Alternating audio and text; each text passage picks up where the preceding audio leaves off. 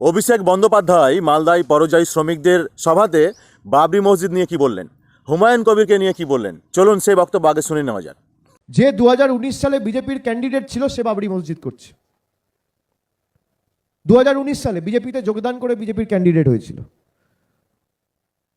সে বাবরি মসজিদ করে ধর্মের নামে বিভাজন করে কিছু টাকা তুলে নিচ্ছে মধ্যখান থেকে মানুষকে বোকা বানিয়ে।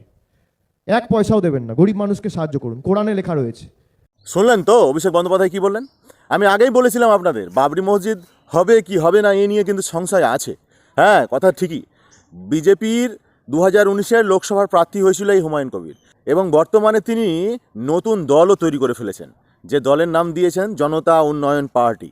এবার কথাটা হচ্ছে, মানুষকে তিনি প্রতিশ্রুতি দিয়েছেন বাবরি মসজিদ করব। এই নিয়ে সমগ্র মুসলিম সমাজের মানুষ দান করা থেকে শুরু করে ইঁট দেওয়া থেকে শুরু করে সব কিছু কিন্তু করে যাচ্ছে জোর কদমে। কিন্তু বাবরি মসজিদের ভিত স্থাপনের পর, মানে যেখানে বাবরি মসজিদটা হবে বলেছিল, সেখানে গিয়ে শুধু ভিত স্থাপনের নাম করে সবাইকে এক জায়গাতে করে ভিত স্থাপন হয়ে গেল। এখন পর্যন্ত বাবরি মসজিদের কাজ কেন শুরু হচ্ছে না?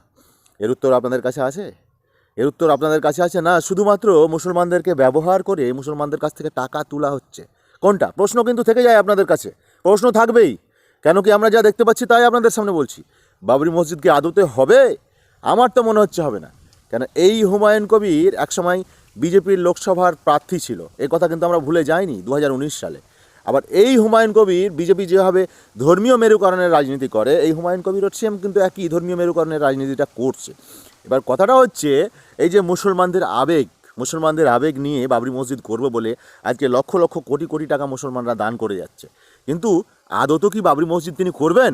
না তিনি আবার চেয়ে বসবেন কি যে আমাকে সরকারে আনো, ক্ষমতায় আনো, আমি সব জায়গাতে সিট দেবো, আমি সব জায়গাতে বিধানসভা নির্বাচনে প্রার্থী করব, তাদেরকে ভোট দিয়ে জিতাও, তারপরে বাবরি মসজিদ করব? কোনটা আসল রহস্য? কোনটা?